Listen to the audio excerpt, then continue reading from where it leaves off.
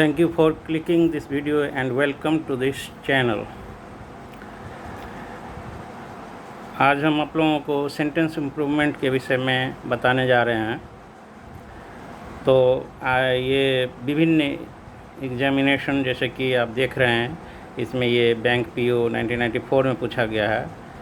तो ये सभी परीक्षाओं में पूछा जाता है, जैसे कि इनकम टैक्स वाला में या फिर कंप्यूटर ऑपरेटर, CDS, NDS सभी परीक्षा में पूछा जाता है। तो बिना देरी के हुए नंबर 1 में है, try to be diplomatic when you refuse any invitation so far not to cause bad feelings.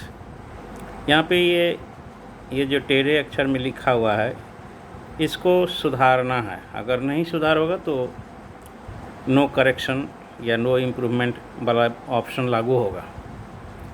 यहाँ का रहा try to be diplomatic. Diplomatic का अर्थ होता है कूटनीतिक। तो कहता है कूटनीतिक होने की कोशिश करें when you refuse any invitation. जब भी कोई बुलाहट, निमंत्रण को रिफ्यूज़ करें। तो यहाँ पर देखिए सो फार का अर्थ होता है अब तक, लेकिन यहाँ इसमें इसका आंसर होगा सो एज। ये फिट करेगा नंबर बी नंबर का ऑप्शन में से। तो so as not to cause bad feelings, मतलब जिससे कि बैड फीलिंग्स उत्पन्न ना हो, बुरी भावना नहीं उत्पन्न हो। तो यहाँ पे ये बी नंबर का इम्प्रूवमेंट सही होते है, इसलिए 13 का हो गया बी। उसके बाद है 13 को आप 1 समझें, क्योंकि इससे पहले 12 तक बता चुके हैं।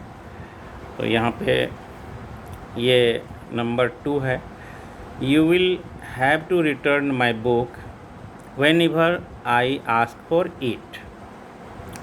यहाँ पे इम्प्रूवमेंट आपको करना है। विल हैव की जगह विल हैव टू की जगह क्या और दे सकते हैं। तो इसका हो जाएगा, इसका आंसर होगा डी,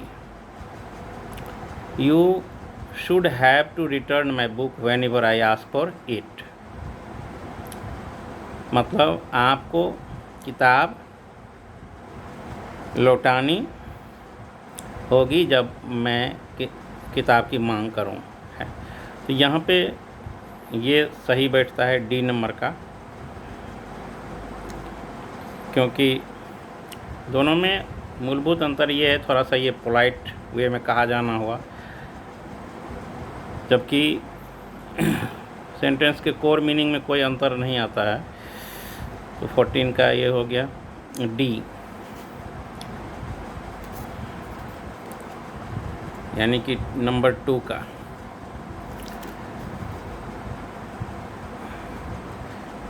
अब तीसरा में है, the reason why he could not do the work was because he had to attend to his mother who was ill. The reason why he could not do the work, वह काम क्यों नहीं कर सका, इसका कारण था कि। यहाँ पे बिकॉज नहीं फिट बैठ रहा है, तो इसका आंसर में ये इम्प्रूवमेंट है। Why he could not do the work was that. यहाँ पे बिकॉज के बदला में दैट लगेगा। That he had to attend, उनको सेवा करना था, टू हिज मदर, अपनी माँ का, हुआ इल, जो बीमार थी। तो यहाँ ये सही बैठेगा सी नंबर का। क्वेश्चन नंबर 3 हो गया। क्वेश्चन नंबर 4,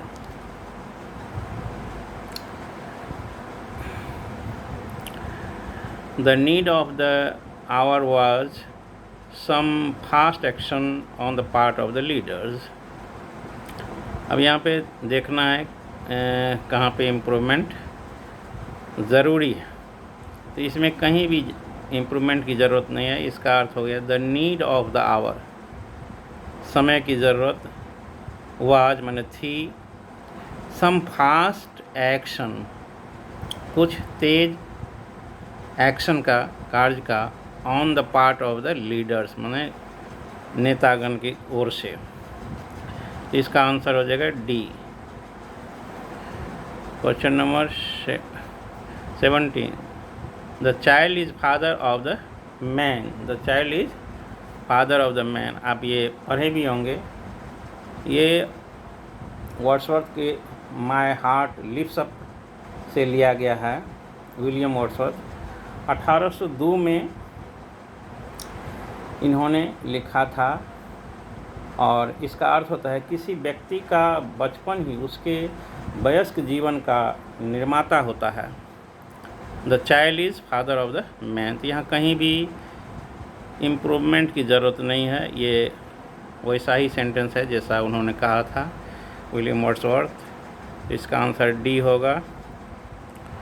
इसके बाद है my mother asked me when would I have a glass of milk. My mother asked me, मेरी माँ मुझसे पूछी। When would I have a glass of milk. इसका आंसर होगा C. When shall I have a glass of milk, कि मैं एक गिलास दूध कब पीऊँगा। तो यहाँ पे ये सही बैठ रहा है। एक्चुअली डायरेक्ट और इनडायरेक्ट नरेशन के आधार पर इसमें फ़र्क किया जाता है कि जब हूबहू अगर डायरेक्ट फॉर्म में लिखेंगे तो इसका सेल वाला सही होगा, अदरवाइज पास्ट टेंस लगेगा। तो इसका ये सही है। उसके बाद है the indecisive man was readily persuaded to change his mind again. तो इसका हो जाएगा, इसमें भी कोई इम्प्रूवमेंट नहीं होगा। इसका आंसर होगा ई, क्योंकि इसमें लिखा हुआ द इनडिसाइसिव मैन, मतलब असमंजस वाला आदमी, वाज रेडली परsuaded, मतलब शीघ्र ही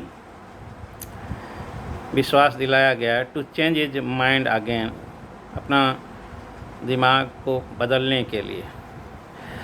तो यहाँ पे नो इम्प्रूवमेंट होगा। ये पूछा गया, देखिए SBI PO में।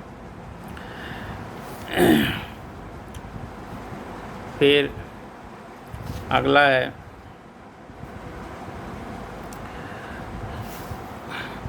The burglar broke in mister rise house last night. तो यहाँ पे बर्गलर माने होता है कि सेंध मारने वाला चोर। ब्रॉक इनटू ये एक यहाँ पे होगा। ब्रॉक इन और ब्रॉक इनटू में फ़र्क यही है कि इसमें ये अकर्मक और ये सकर्मक क्रिया है। तो इसका डी हो जाएगा। The burglar Brock into mister rise house last night. सेंध मारने वाला चोर प्रवेश किया ज़बरदस्ती लास्ट नाइट में, पिछली रात, मिस्टर राय के घर में। फिर यहाँ पर है अगला है the doctor examined my pulse. इसका सी हो जाएगा। The doctor felt my pulse. तो ये हो गया। अगला क्वेश्चन है Shakespeare lived for the range of Elizabeth first and James first. तो यहाँ पे अगला ऑप्शन है, इसमें है इन, सिंस, अगला ऑप्शन ड्यूरिंग है।